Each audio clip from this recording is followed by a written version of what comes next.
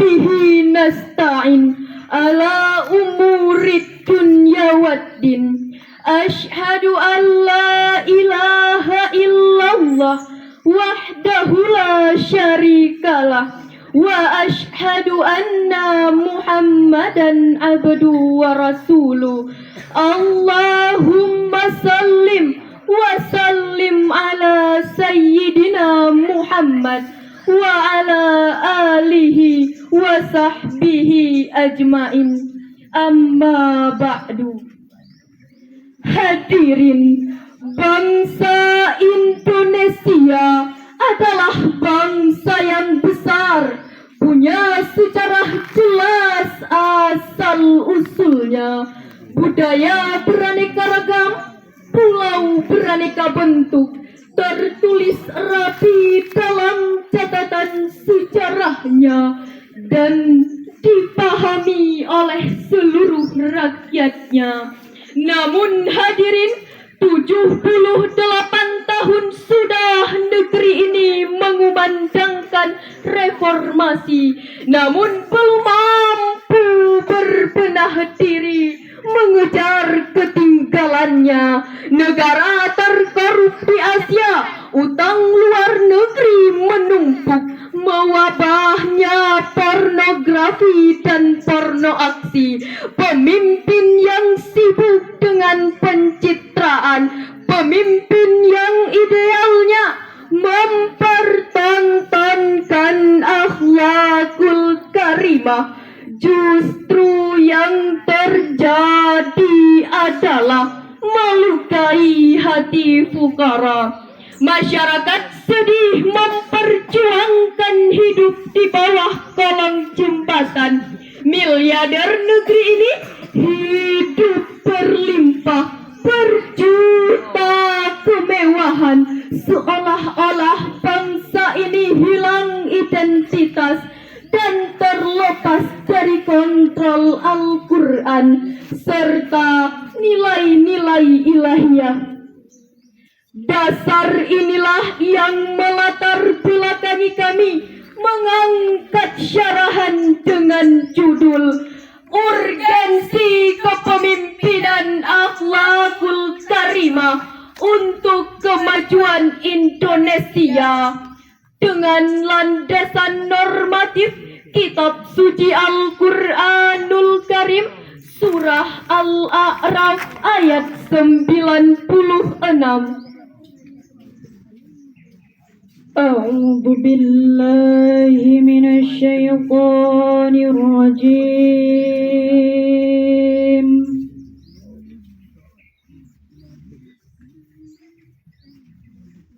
Bismillahirrahmanirrahim.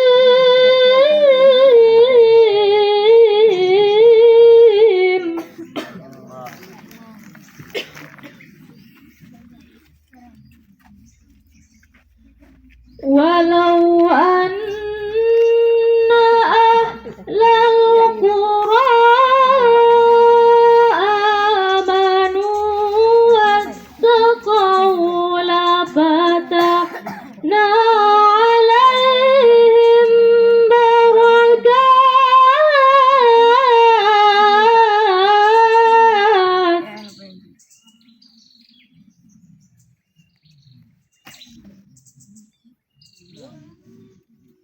wattaqaw lafatahna alaihim barakatin minas samai wal ardh.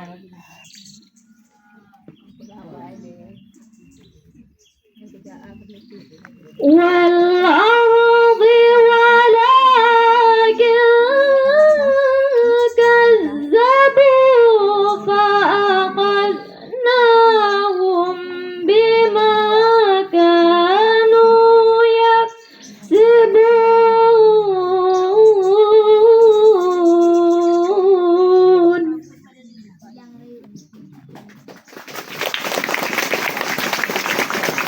Aku berlindung kepadamu ya Allah dari godaan syaitan yang terkutuk, dengan menyebut namamu ya Allah yang maha pengasih lagi maha penyayang.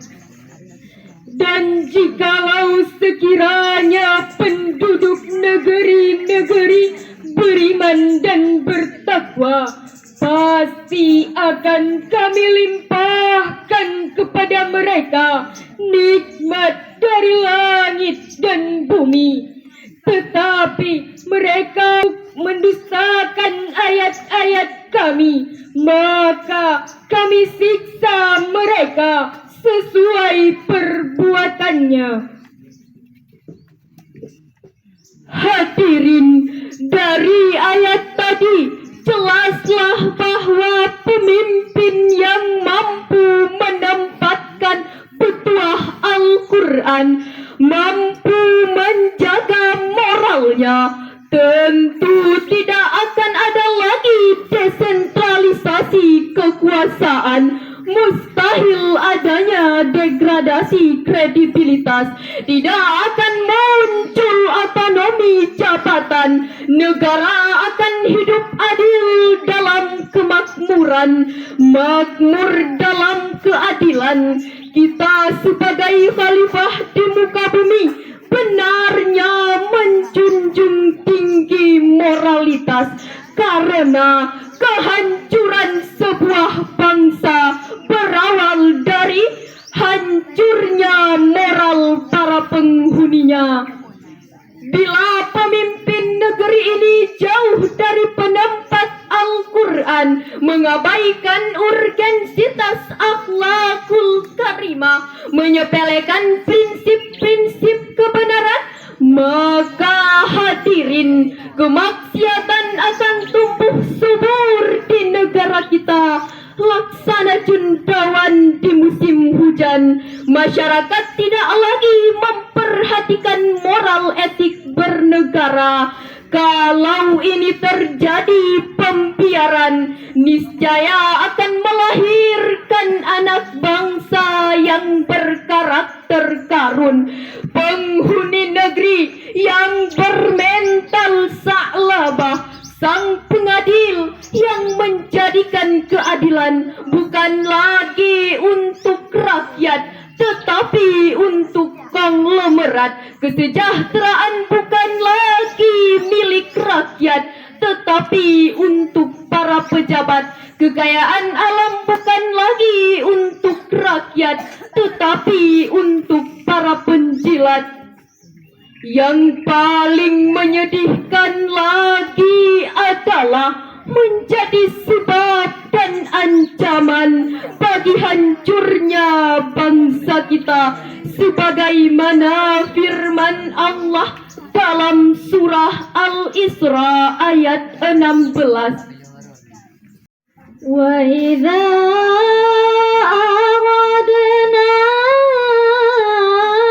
an nuhlika qaryatan amarna mutrafiha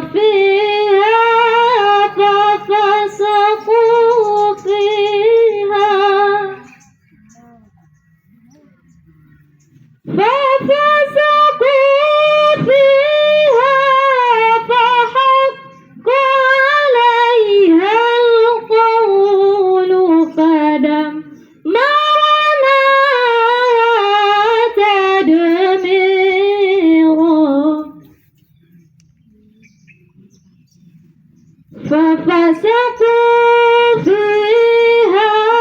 فحق عليها القول فدمرناها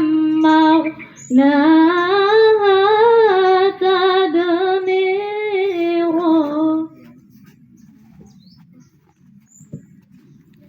Dan jika kami hendak membinasakan suatu negeri, maka kami perintahkan kepada orang-orang yang hidup mewah di negeri itu supaya mentaati Allah.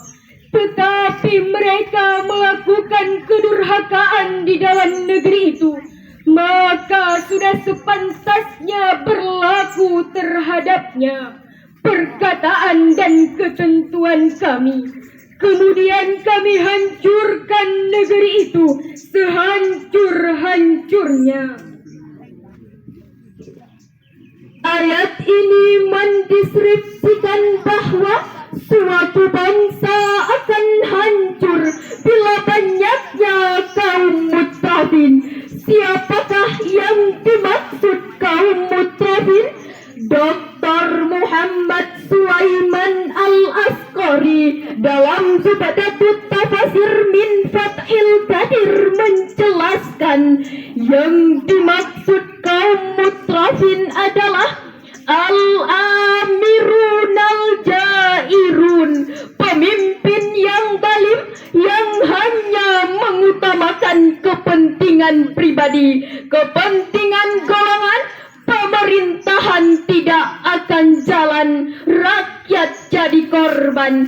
Sebab a weakness may bring of sorrow. Kejahatan seorang pemimpin bisa jutaan rakyat menderita, tenggelam dalam untayan air mata.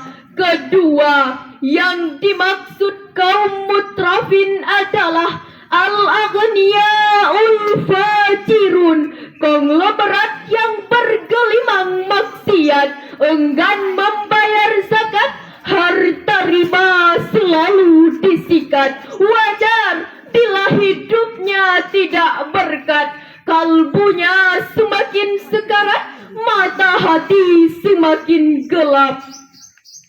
Oleh karena itu hadirin, dalam pembangunan bangsa ini dibutuhkan pemimpin yang berakhlakul karimah, bersikap fair, care and share. Hadirin, kedua yang dimaksud kaum mutrafin adalah al-aghniya'ul fajirun, konglomerat yang bergelimang maksiat, enggan membayar zakat, harta riba selalu disikat. Wajar bila hidupnya tidak berkat, kalbunya semakin sekarat, mata hati semakin gelap. Oleh karena itu hadirin, dalam pembangunan bangsa ini kita juga tidak hanya dituntut untuk mencetak sarjana-sarjana pintar, politikus-politikus cerdas, akan tetapi kita juga dituntut untuk mencetak orang-orang benar, insan-insan beriman, individu-individu berbudi luhur. Sebab jika ilmu tanpa moral niscaya akan melahirkan para pencilat. Umat bisa sesat, rakyat sulit berdaulat. Fungsinya bukan lagi pelindung rakyat, tapi pemeras, penindas, bahkan perampas hak-hak rakyat. Tidak sepantasnya kita mengidolakan Cristiano Ronaldo, mengidolakan Lady Gaga, melupakan Rasul idealnya. Dan jadikanlah Rasul sebagai suri tauladan yang baik untuk kita dan demi negara. Hadirin, dalam pembangunan bangsa ini, Sayyidatina Aisyah radhiyallahu anha dalam sebuah hadis yang diriwayatkan oleh Imam Muslim, beliau berkata, Rasul is the working Quran. Akhlak Rasul ibarat Quran yang berjalan. Maka jadikanlah Rasul sebagai suri tauladan yang baik. Akhiran dua hal konklusinya. Satu, untuk menjadikan Rasul sebagai suri tauladan dibutuhkan pemimpin yang berakhlakul karimah, bersikap fair, care and share. Dua, jadikanlah Rasul sebagai suri tauladan yang baik untuk kita dan demi negara, yang baldatun tayyibatun wa Rabbul Ghafur. Sampai di sini saja syarahan kami. Kami tutup dengan Sadaqallahul azim. Maha besar Allah atas segala firman-Nya. Assalamualaikum